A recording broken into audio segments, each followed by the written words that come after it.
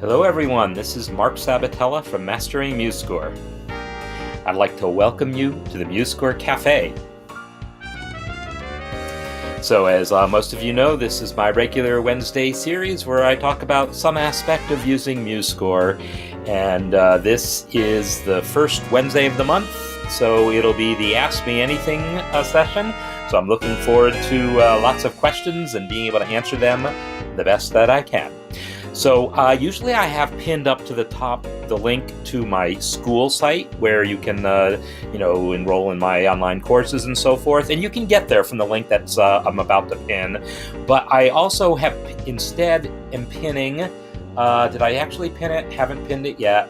The link, I did pin it, to where you can post scores. So if you have a question that requires me to look at your score in order to answer, that link is the place you can go to do so. You'll have to, if you haven't already joined the community, you'll have to hit the login button and set up an account, but it's free to do that. So that's where you'll be able to share scores with me that might be useful in answering your questions.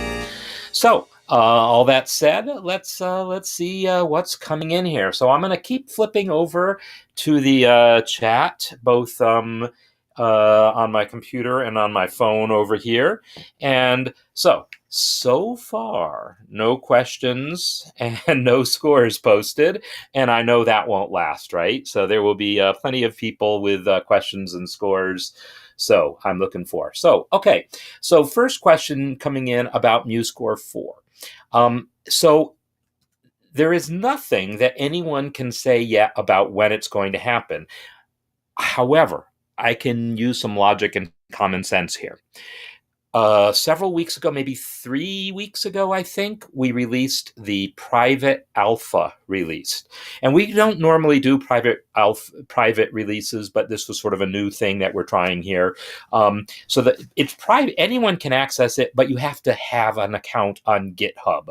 So the idea is it's really only other developers who have easy access to it. But, it's publicly announced on the forum. You can go to the MuseScore.org announcements forum and see the link to it. You just need an account on GitHub. So the private alpha has been released. Here is what has yet to happen. There's going to be a public alpha, and that's going to happen when it's a little more complete. I mean, the private alpha is complete enough to play around with, but there's still some features missing. So we're waiting on some more things to come together, and I don't know, a matter of a couple weeks maybe before the public alpha happens. Then there's going to be an intense testing period of people actually using the thing, and because that's going to be a publicly announced thing on social media. So there will be several weeks at least of people using it, reporting bugs, and then those bugs being fixed. Then there will be a beta release when we feel like we're getting closer. There's no way I would expect that in, say, 2 weeks after the alpha, more like a month or two or more. So it's going to be a couple months to hit some sort of, some period before we hit a beta release. Then similar story, more testing, more fixing before the actual release. So wet finger tells me, based on experience with other software, the point from an alpha release to a beta release to the final release of a product is typically more than a month, but less than 6 months. That's typical. So less than a year, certainly. So that's what I would be looking for. And I'm hoping that certainly when the public alpha comes, I'm going to be demonstrating it here and showing it here. I've been using it a lot, starting to put together some of the documentation for it and so forth. So, all right, so now another question. So that's as much as I can say about MuseScore 4. It will be more than a month before it comes out, almost certainly less than a year. If I were to place bets, I'd be looking at late summer or fall. That's my own completely, it's just a guess. All right, so about copyrights. So copyright law is something that I'm, first of all, not a lawyer. So nothing that I say should be taken as real legal advice. However, I have studied the subject from a layman's perspective, a layman who actually is impacted by it and needs to understand it in my own work. So I have maybe a better understanding than most people or might. So here's what I can tell you about copyright law. So first of all, it is different from country to country, right? Laws are different. And however, there is a thing called the Berne Convention that almost every country on earth adheres to. I think there's three, some island country somewhere. I don't even remember what they are. But pretty much every country on earth adheres to the Berne Convention. And so their copyright laws have certain things in common. So a lot of the things that I know might be different in detail from one country to the next, but are similar in principle. So what you need to know about all existing music is if that existing music is public domain, which essentially, and again, this is a detail that depends on where you live, public domain music essentially will be music more than 100 years old or so. In the United States, for instance, I think the cutoff is 1926 right now. It rolls. So every year, I think in January 1st, 2022 is when works written in 1926 became public domain. And then on January 1st, 2023, works written in 1927 will become public domain. And everything earlier is public domain. Other countries' laws are a little different as far as when it happens, but essentially stuff more than 100 years old is public domain. And I might be off by one in even saying that year. But so if the piece that you are wanting to arrange is more recent than that, if it's more recent than the last 100 years, it is probably protected by copyright somewhere in the world. This doesn't mean you can't arrange it, but it does limit what you can do with that arrangement. What you can't do is anything involving publishing that arrangement, and that is a term that is actually defined in copyright law in different ways. So you cannot publish that arrangement without some form of permission. Recording they're referred to as mechanical reproductions, in at least the term used in U.S. law, is something you can't do without permission either. However, you can, there's what's called a compulsory license for recordings. So if I want to make a recording of a copyrighted song, I need permission to do it, but that permission is automatic if I pay a royalty. And there's a set royalty rate set in law, and there's an agency in New York, the Harry Fox Agency, that typically administers this. At least that's how it was 20 years ago. Details might have changed. So if you want to record your arrangement of a copyrighted song, then you automatically have permission to do so as long as you pay the appropriate royalty. There are very few composers not represented by either Harry Fox or someone else that's easy to that they have online forms and so forth, but they all have to adhere to that law. In the United States, other countries, that specific law might be different, but it's definitely the case that you need permission. But in the United States, that permission is automatic. So that's for making a recording. If you want to sell an arrangement, if you want to publish an arrangement, it doesn't matter if you sell it or give it away. If you want to publish an arrangement, you need permission. And you might think that giving it away, oh, I'm not making money from it, that's better. No, it's worse, because now you are competing with the original arrangement and offering it for less money. So that is actually considered worse. It's diminishing the market value of the work, is the way it's worded in the law. So yes, you need permission to do that. Now, on MuseScore.com, they have license agreements with a number of publishers. So you can publish your arrangement of copyrighted works to MuseScore.com, and if it's a publisher that MuseScore has a license agreement with, then you're fine. If not, you don't have to worry about it. MuseScore will detect, oh, this is a copyrighted work, or the copyright owner will detect it and tell MuseScore, and MuseScore will just simply mark that private. So you can upload your work freely to MuseScore.com, but it might be marked private. So that's the thing. So recording, again, anything you do privately, your business. Record, arrange, do whatever you want. It's the public, and the way it's worded in copyright law is something like anything that's distributed outside the normal circle of family and friends or something like that. So anything that you make available beyond just, playing it for your mother is something you essentially need permission for. All right. So I now see some other questions coming in. So ties over voltas, ties leading into second endings. There is no direct support for that coming, that's already implemented or anything. So no, MuseScore 4 will most likely require the same workarounds that are needed in MuseScore 3 to create a tie into a second ending, where basically I'll even show, because I might as well show something here, right? If I have a first ending here, I'll add a first ending and then add a second ending here. And now I have a note here, C, C, and then I want to tie that in here. But I also want to tie that note into this C here. The way I'll do it is I will create the tie by pressing plus. And oh yes, I also need to run my keystroke logger thingy. Then I'm going to create a fake tie going into this note. And the way I'm going to do that is by adding a grace note and making it invisible. And yeah, I got to make all the little pieces and parts of that grace note invisible. It's kind of a drag, but that's the way it is. And I might have to zoom in more to get at them.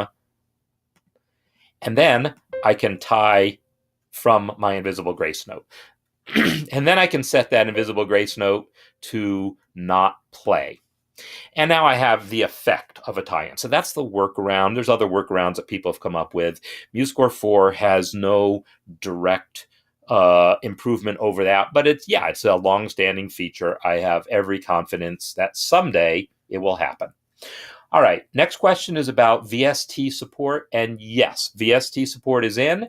Audio units, I don't know what that is. So if it is VST by another name, should work. I never heard anyone say that VST wouldn't work on Mac. So I have to imagine it works. So there's that. So VSTs, and that is already implemented, but I haven't the foggiest idea how to use it. I haven't tried it, and I will, I'm sure, demonstrate it once I do a cafe session on MuseScore 4. We'll try to I'll probably do several sessions because there's a lot of changes, way more than I would want to talk about in one session. So, Frank, you asked a question about word style highlight functionality. Not sure exactly what you mean. Now, when I think of highlight, I think of something like maybe taking a yellow highlighter on a piece of paper and just highlighting a passage. So if that's what you mean, then yeah, I can do something like that already. And I have, let me switch to my editing palette, my editing workspace, where I've created this special annotations palette. And I've created all these custom things here, but these are all things that anyone can do. I've just made it easy on myself. I can select a measure and click my little highlighter here. And what it is it's just a line. You can see it says text line. It is just a line, but it is a line that has been set to, I thought it had been set to 4 staff spaces tall, but now that I look at it, it doesn't look like it's 4 staff spaces tall. What is it? Let's look at the inspector. Let's look at the inspector for real. I have to not have that thing selected, apparently. Come on, inspector. There we go. When I select this line, it's actually only 2 staff spaces tall for some reason. So now it's 4. And I know that thing, scales according to staff size, and maybe something funny happened. But anyhow, now it's 4 staff spaces tall, and I can simply move it into position directly on my staff, and there's my yellow highlighter. So if that's what you mean, that's what I recommend doing. In fact, what I'm going to do is, now that I've customized that one correctly, I'm going to Shift Control drag this to my palette, get rid of the bad one, And this one, I'm going to go into properties and call highlight. Now, when I add that thing, it will hopefully be the right height. It is the right height now. I think what happens is if you add that to a palette at a point when your score is scaled smaller, that scaling got remembered, and so I probably was working on a small score when I added that to my palette. So now I've just added a highlight. So if that's what you mean, that's the best we can do. MuseScore 4 does not have anything coming that will be an improvement on that. But again, yes, it's the sort of thing we'd eventually like to have, is a more sophisticated annotation facility. Okay, so there you go. So Frank, that's what you're seeing is what we got. So yeah, and if you want to make the entire staff that color, you could certainly do it just by selecting the entire staff. So I'm going to select from here to the end of the score, and now apply that highlighter. And now the problem with this, I guess, now that I think about it, is it's broken up line by line, and I'm going to have to set them all to be so I'm going to use the inspector to move them all, but it's not working, right? It's not doing what I want it to do. So I think I'm going to have to say select all similar elements, and now set them to be directly on the staff. A Y offset of 2 apparently does the job. So, I was still able to highlight the entire staff. It just took a little bit more. But that's part of what I'm doing here, showing you the work, showing you how to do these things. All right. How many measures of slash notation can I squeeze? Can I squeeze? Okay. I can squeeze 8. I have to work for it, but I can squeeze 8. So let's try that. So let's see about that. I'm going to create. So first of all, it's going to depend on your score size. I'm going to go with just a default score. The default staff size, as we've been talking about the last couple of weeks, is 7 millimeters tall, because the staff space size is 1.75 millimeters. The default lead sheet template uses a larger staff size, and it's going to be harder to fit 8 measures on. But so what I'll do, since you're probably using one of the Jazz type template things anyhow, I'm going to go ahead and create another score, and I am going to use the Jazz lead sheet template. Actually, I'm going to use the Jazz combo template. That's what I'm going to use. The Jazz combo template then doesn't actually increase the staff size. That we only do that for lead sheets. For historic most Jazz fake books do have slightly larger than typical staff size, but most parts don't. So here's my score. I'm going to go ahead and generate some parts for it. Generate parts, all parts, okay. And I'll look at the trumpet part, turn off multi-measure rests. And now I'm going to select the whole thing and fill with slashes and see what I get. Okay, tools, fill with slashes. So what I see is 6 going across, even on the first system, which has indent. I probably don't actually want to indent my first system on a Jazz part, but maybe I do. I don't care. So you see that we only have 6. So what if I want 8? Because 8 seems like a reasonable number to hope for. Well, let me try decreasing stretch. I'm done decreasing stretch, and I still only have 7. I only got 6 on the first system because A, the time signature, B, the indent. But maybe I don't care there. So I haven't quite managed to squeeze 7 on here. And this is letter size paper. At least it better be letter size paper. Letter size paper, yeah. A4 paper, for those people outside the United States, is a little narrower, so you might even struggle to get the 7 there.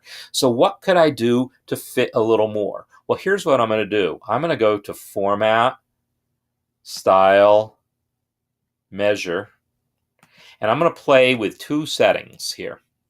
I'm going to first try minimum measure width, because even though that shouldn't affect anything, sometimes it does affect the calculations, and I went down to the minimum and nothing changed, so that didn't help. But because the fact of the matter is, I don't do this often enough to remember exactly what I typically do. But if I reduce the minimum note distance, that will probably do the trick. So if I reduce that down to nothing, now I have 8, right? Now, nothing is not good. You don't want that, because if you then try to enter some actual notes, they're touching each other, right? That's not going to look good. But that's okay. On systems where you have actual notes, hit a line break to stretch them out again, and it's going to be fine. It's harmless to set the minimum note distance to 0, except that it means you must add line breaks. The default line breaks will not be reasonable. But I would claim that you want to do that anyhow in generating your parts, because you want to make the parts as easy to read as possible, so you want to spend a little time formatting it. So that's what I did. I played with minimum note distance. Now, the other thing I could do is go with a slightly smaller staff size, and I can also play with other things in that same dialog in format, style, measure. I could reset, if I reset that minimum note distance, maybe just reduce it partially to 0.1, which hasn't done the trick yet, but I could do things like reduce the minimum space between, or the space between the last note and the bar line. The problem is, in this font, these slashes are very, the angle isn't as tall. If it was a steeper angle, it would work better. So the other thing I might want to try is, back in that same stylelog, change from MuseJazz to Petaluma, and I want to see if that works any better. Yeah, so Petaluma, notice its slashes are a little more vertical. And in doing that, that is what enabled 8 to fit. So Petaluma instead of MuseJazz, slightly smaller minimum note spacing, as well as the fact that I reduced stretch all the way. And instead of reducing stretch all the way, you could change that spacing setting here in format, style, measure. This spacing setting here is basically what stretch is working off of. So if you just set that to 1, it has the same effect as reducing stretch all the way for the entire score. And I like that. I usually do actually do that for pretty often, is reduce the spacing to the minimum and then add line breaks to space things out the way I see fit. So those are some things. 16, no. 16, the only way I could imagine that is maybe if I select all these notes. I'm surprised it let me select them all and still show me what's in the inspector. But if I start playing with the leading space adjustment here and reducing that, check that out. There we go. By reducing the leading space, you can make these things overlap so that the slashes actually overlap each other. Of course, they're overlapping the bar line, so maybe I need to not do it for the first one of every measure. But anyhow, that leading space adjustment actually brings the slashes closer together than the minimum note distance would normally allow. It allows the slashes to overlap, and you could probably get there that way. Okay, so let's see. Yeah, so absolutely, as far as highlighting, eventually we'd all like to see that. It's not coming from MuseScore 4.0, but who knows what 4.1 or 4.2 hold. It's something I actually mentored a project several years ago from Google Summer of Code where a student implemented a form of highlighting. He just didn't really finish the job, and it didn't do a complete enough job of it, and we ended up not being able to use the work. But it definitely is something that has been on the radar a long time. So the score comparison function, I actually did demonstrate pretty recently, but I'm going to do it again because I'm still a little curious. So here's my MuseScore Café theme. If I now look go to open where my files are, I have one called MuseScore Café New. And I must have saved that during one of these cafe sessions a while ago. And I'm wondering what's different between these two. So right now, I think the answer is nothing is different. But I'll plant some differences so you can see what happens. I go to View, Score Comparison Tool. And by the way, I'm not sure that the comparison tool has made it into MuseScore 4. There's a small handful of things that have not yet made the transition, and I think this might be one of them, but I can't swear to it.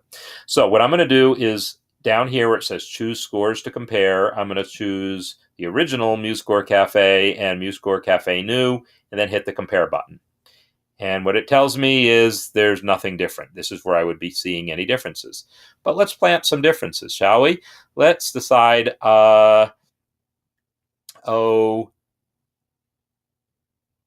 difference shall I plant? I just will plant some random difference. In the first phrase of the trumpet, we'll take it down an octave.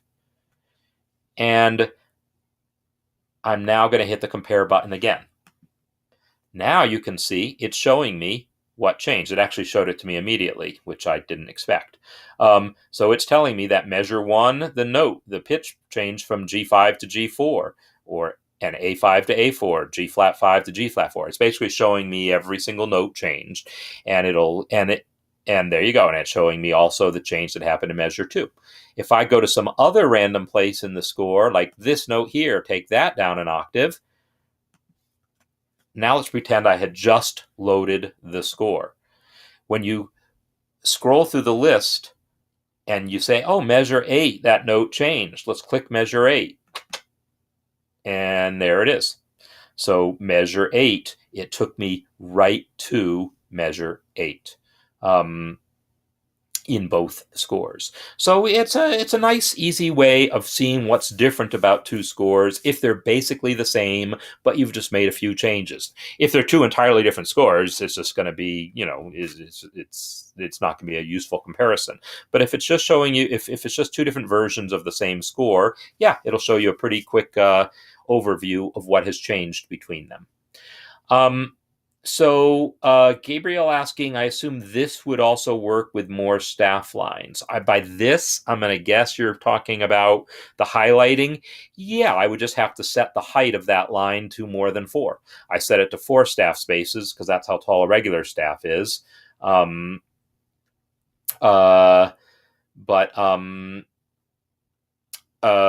If you're using a tab staff, it's 5 spaces, and the spaces are taller too for that staff. And if you're doing some sort of experimental microtonal notation, then yeah, just make that line as tall as you want. Now, as far as the idea of muting staves without the mixer, yeah, I agree. That's what the mixer's for. It feels like that should be enough. However, there are some additional controls coming over staves that will require going to these extra things less often by using the instruments dialog. This isn't entirely settled exactly how it's going to work. However, one thing that is coming is if I select just these 3 staves and hit play, in MuseScore 4, it will only play those 3 staves. So that's one thing that will reduce reliance on needing the mixer to solo things, because you'll be able to solo staves just by selecting them, or solo sections. Doesn't help you if the selections aren't contiguous. But also the question of making staves invisible or not, there's a number of things that will be possible without having to go to this whole separate dialogue that is necessary. That'll be a pinned panel on the side. But that stuff is still a little bit work in progress. The work is essentially done, but it's still being tweaked. So we'll take a look at that, once the alpha comes out, and you'll see what's possible, what's not, and you'll be able to provide feedback on what else might be useful as you start using it more. All right, so let's see. So get up to 9 bars by using A3. Is A3 bigger than A4? If so, I should hope you can get way more than 9 bars per system in landscape mode. But then yeah, if you scale it down to A4, it's going to be small. So I would just keep the A4 paper, but make your staff size small, because then you have a little more direct control over what's going on. But yeah, either way works. So Dave, so yeah, I see now where you asked this before. If you set the page size to A3 and then put in a scale factor on printing, the result should be identical to simply changing your staff size. And that would be the more normally recommended way of doing it, because then your score is already correct and anyone printing it will get the correct staffs, will get the correct size without forcing everyone printing your score to also have to know how to scale on print, which not everyone knows how to do. And not all printer drivers even have that facility. But yeah, that certainly works as well. So I see a question I had seen before, but was in the middle of another sentence, and it's about marking a slide on bass guitar. So there's different types of slides, but you can see some of them right here. So like right here, I have, let's go ahead. That boom, right? So what I did was I indicated this as a gliss. I indicated it as a gliss because it actually, let me actually get out of this comparison tool thing now. So to close the comparison tool, you'll hit the X over here, but it still leaves you in the side-by-side view. So I have to go to the View menu and turn off Documents Side-by-Side. You can use that side-by-side view, by the way, for things other than the comparison tool. It's kind of nice, like if you're copying from one score to another, to have them both visible. Or you may have seen me when I'm doing the score of the month. Sometimes I've been putting like an image. I like take, if I'm trying to enter a PDF file, I'll make a screenshot of that PDF file and then paste that image into an empty score, put that on one side of my screen, and then I can be working on the other side while looking at the PDF on the other. So you've probably seen me do that. If not, go back and look at some of the older Score of the Month episodes, and you'll see me do that. And hope maybe I'll do that again in a couple weeks. Okay, so in any case, so this here, gliss actually did the job pretty well, but let me go ahead and go to an empty score here and add an electric guitar. I'm going to just type electric. That's too much. Electric bass. There. So I now have my electric bass. And what if I now go in and put in a G and a D? And I want to slide down. Hello.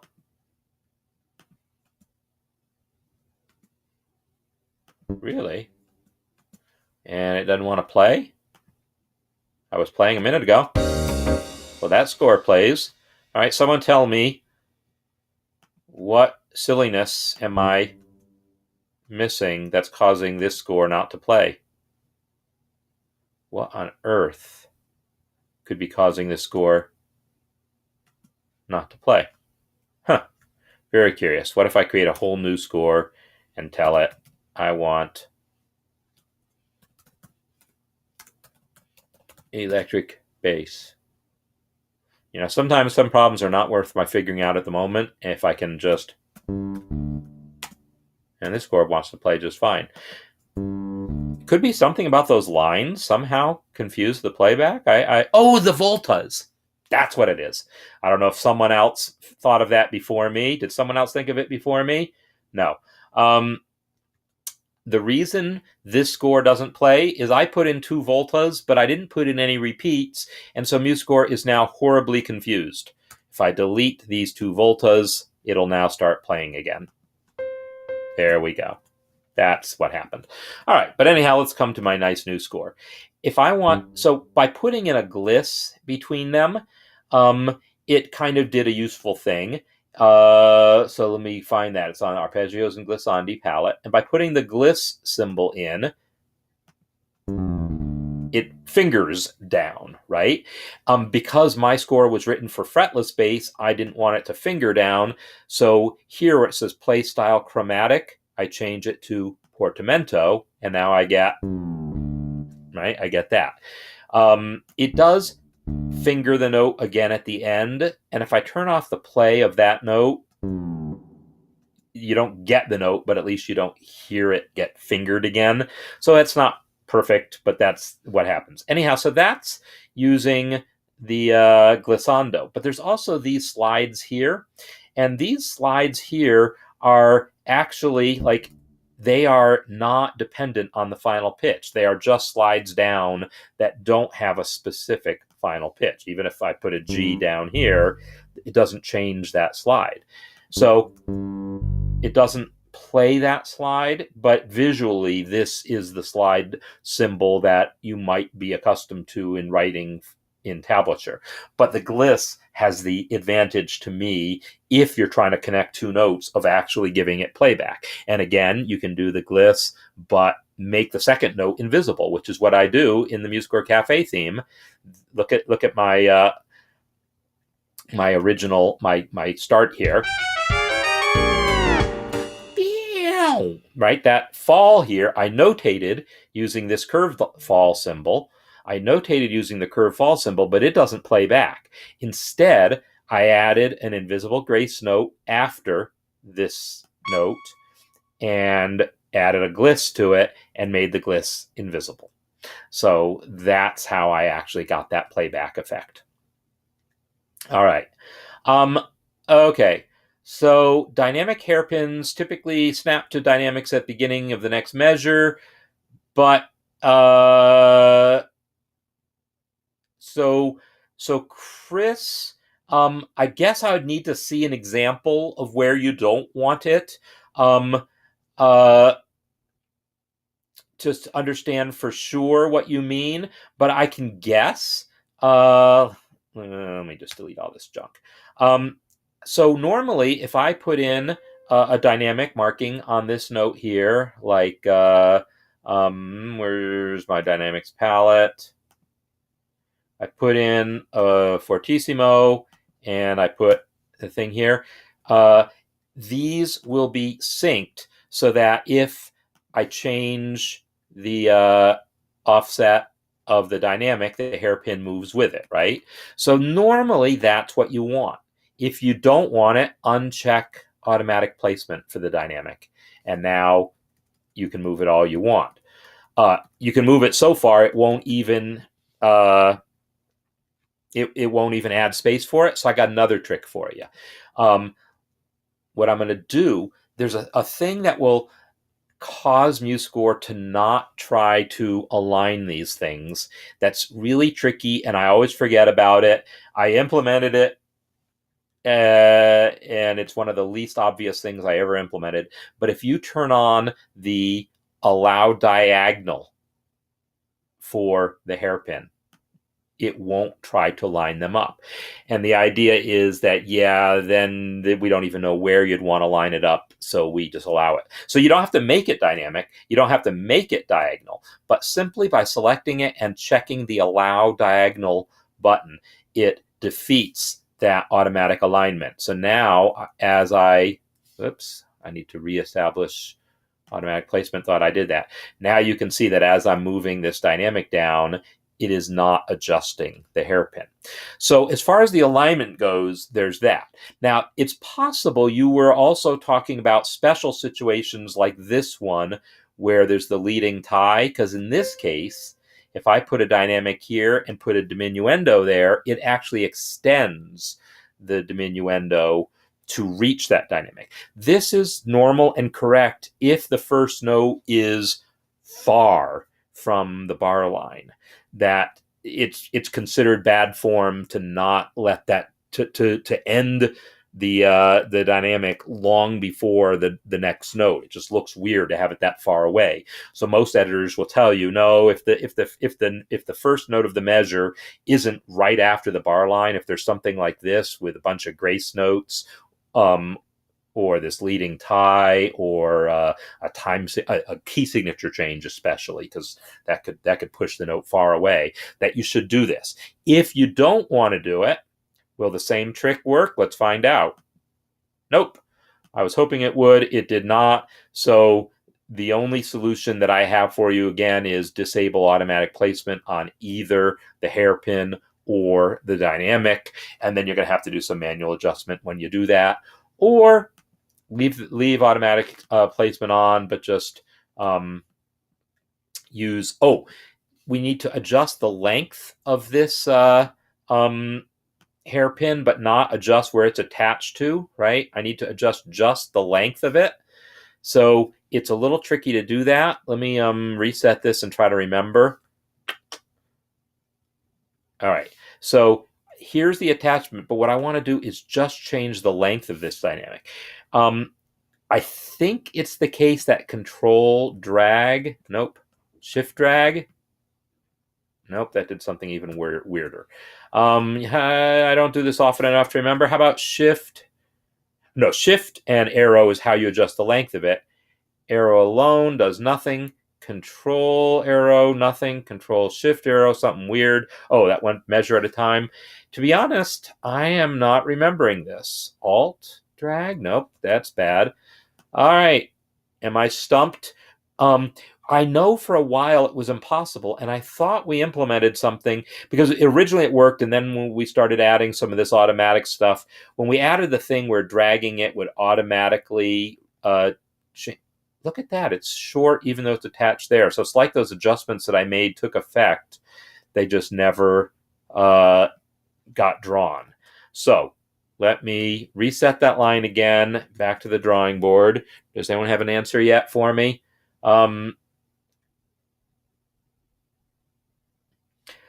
So the whole thing with the playback of the gliss as ways of getting slides, this, like many things, it's on the list of things we want to deal with. I don't think there's any new features in this area coming with MuseScore 4, but one of the things about MuseScore 4 is it's been re-architected in a way that will make it easier to add features like that. So MuseScore 4 won't have as many new features as you might think for a release that kind of is as big as it is. It's not actually a big feature release. It's got some new features for sure, but mostly it's about cleaning out the insides, re-architecting things to make some things easier to use, but to make it also easier to add new features in the future. So what you should expect is to see stuff coming more quickly. All right, so what I'm trying to figure out is why that adjustment thing that I just did didn't work. So I'm going to try this drag again. Now, when I'm doing that drag, I see it like it's like change the attachment point. I wonder if that grace note is really just confusing the issue here. I'm going to delete that grace note and reset this thing and just try adjusting the length of it. Yeah, so adjusting the length does kind of work. I think the grace note was throwing it off. And if I adjust while holding control, it gives me more control. So I think that grace note was actually throwing off this whole dragging thing somehow. So in any case, play with it, and you can figure it out also. Okay, so does the gliss do a linear slide? Yes, you can totally fiddle with that. So for instance, let me undo my changes to my Cafe MuseScore, and this gliss here, you can see it's got a curve here that shows, and I had reset it. It started off linear. So if I select these things and make them linear,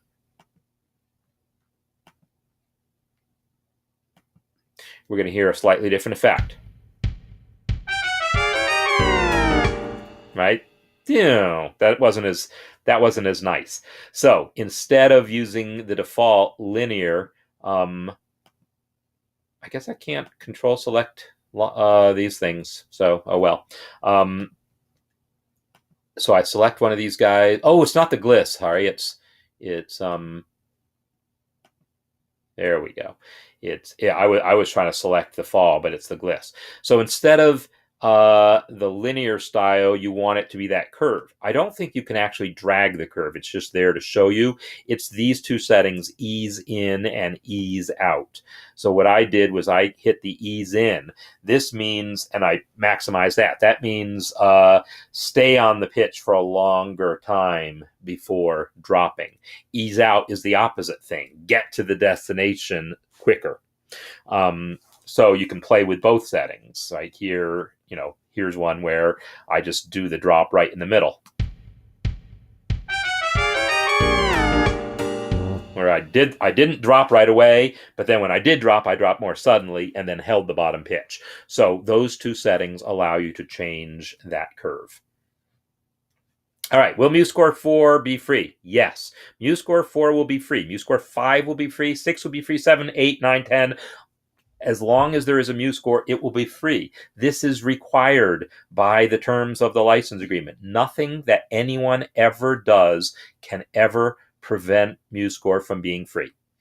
Now, it's not to say there couldn't be additional things that people charge for, but MuseScore itself, the thing built from the open source software, someone will always be able to access that source for free because the license agreement requires it, and someone will always be able to build it and make it available for free.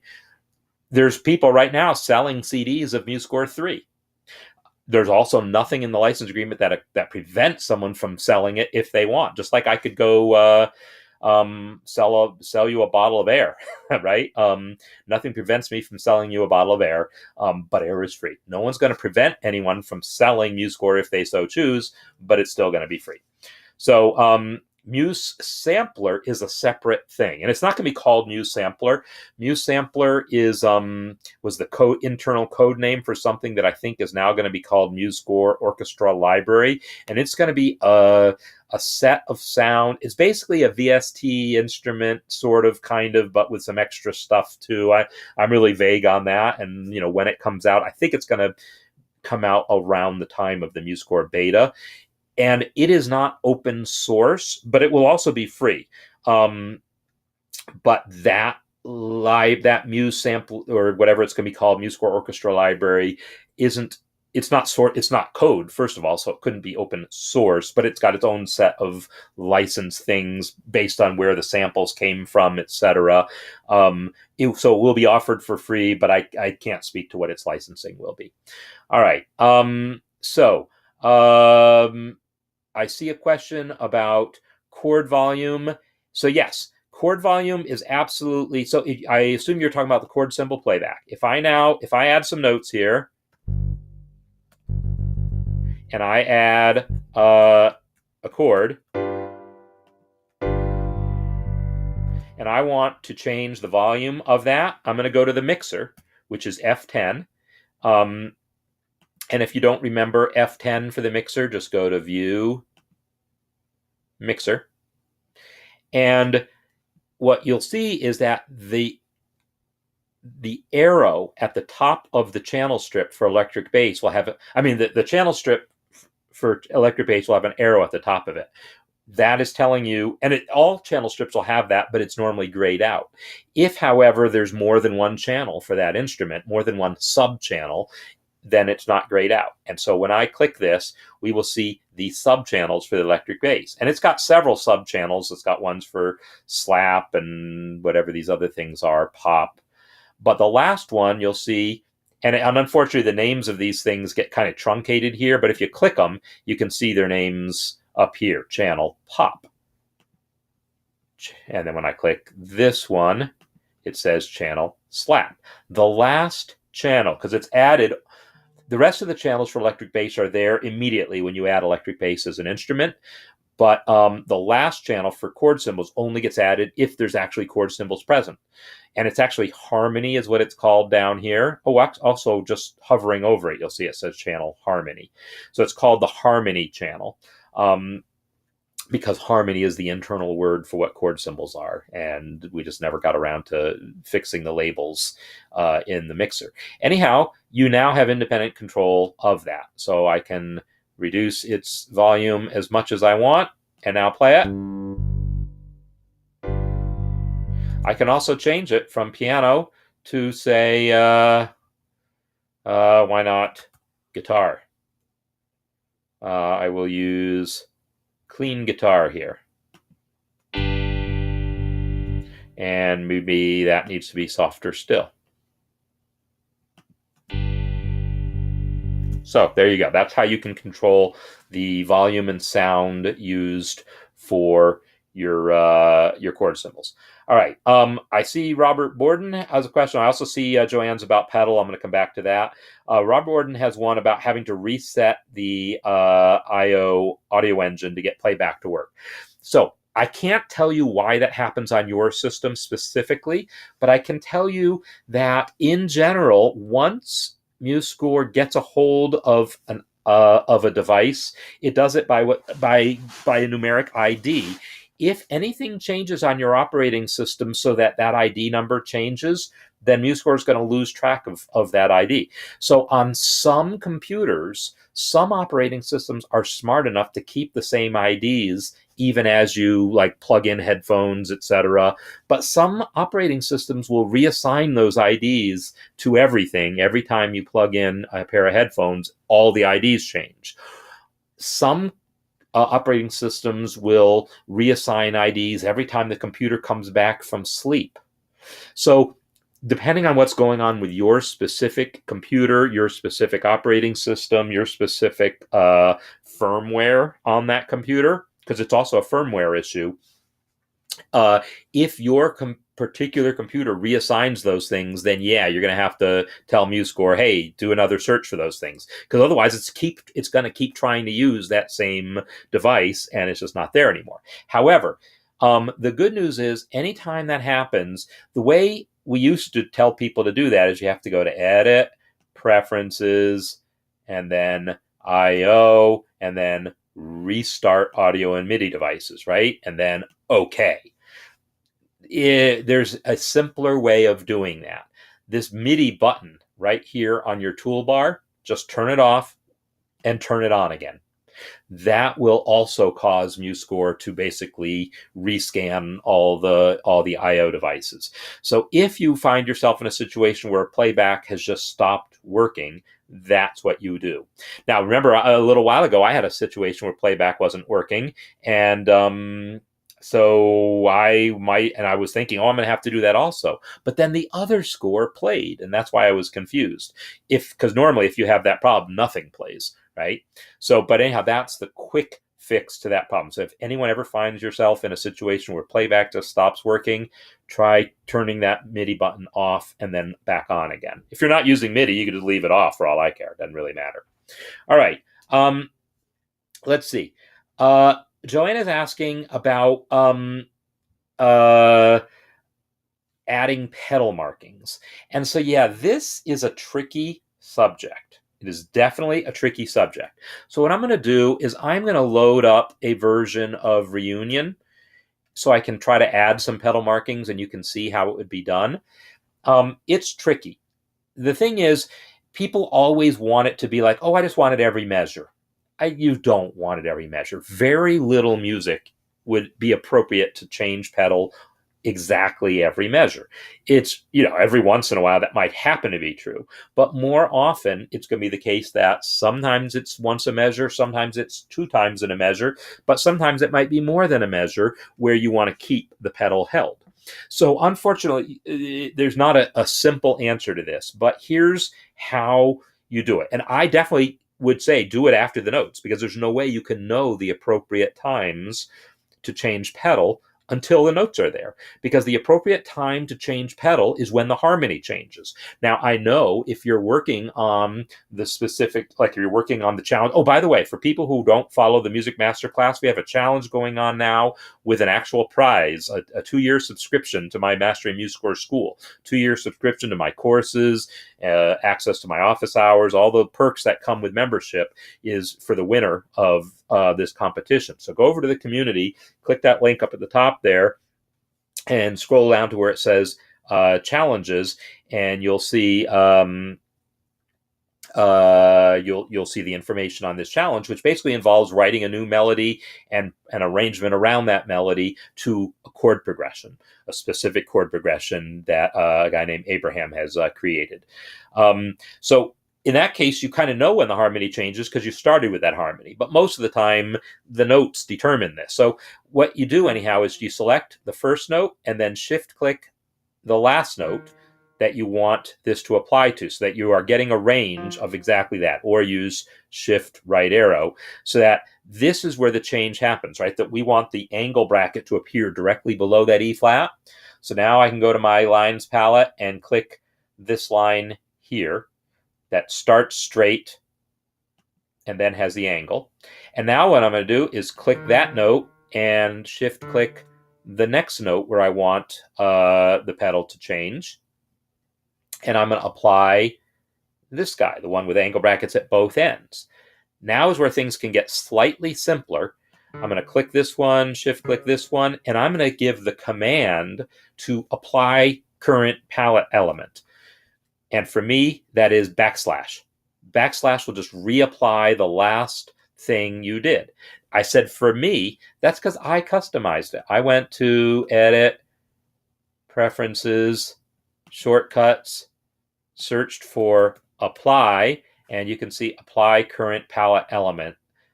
Apply Current Palette Element has the shortcut of backslash assigned.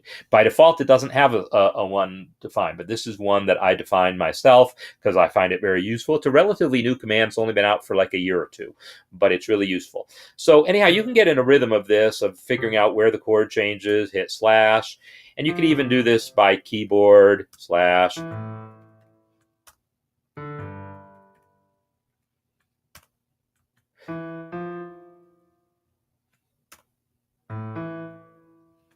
Etc. So now, pedal change, pedal change, pedal change, pedal change, pedal. Nope, too much, right? Too much. I got in that thing of doing it every 2 beats, but that was too much. I need a pedal change here too. And the reason I need the pedal change there, even though it's essentially the same chord, it's not really the same chord.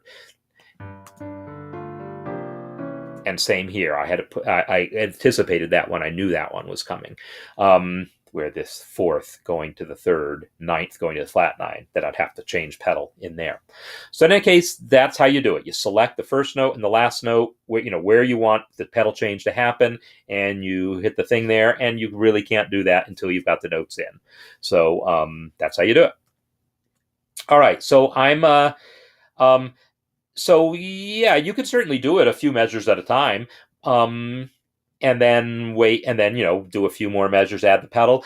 I typically don't add markings like that until I'm really done with the whole score, because then I can do it all at once, and I get in a rhythm of adding pedal, right? I get in a rhythm of adding notes, and I just deal with the notes. Then I'm like, okay, now I'm going to add dynamics, and I add the dynamics. And then I'm like, now I'm going to add pedal, and I add pedal.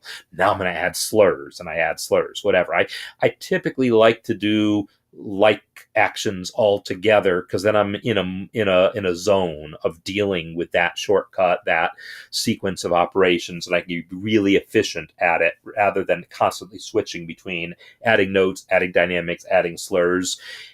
But yeah, sometimes I do that too. It depends on my mood. There's not a right or wrong about it. All right, so I need to see if there's anything I missed, because I need to be getting close to be wrapping up here. So if there's anything that I've missed further back, images and layouts, yeah, sizes.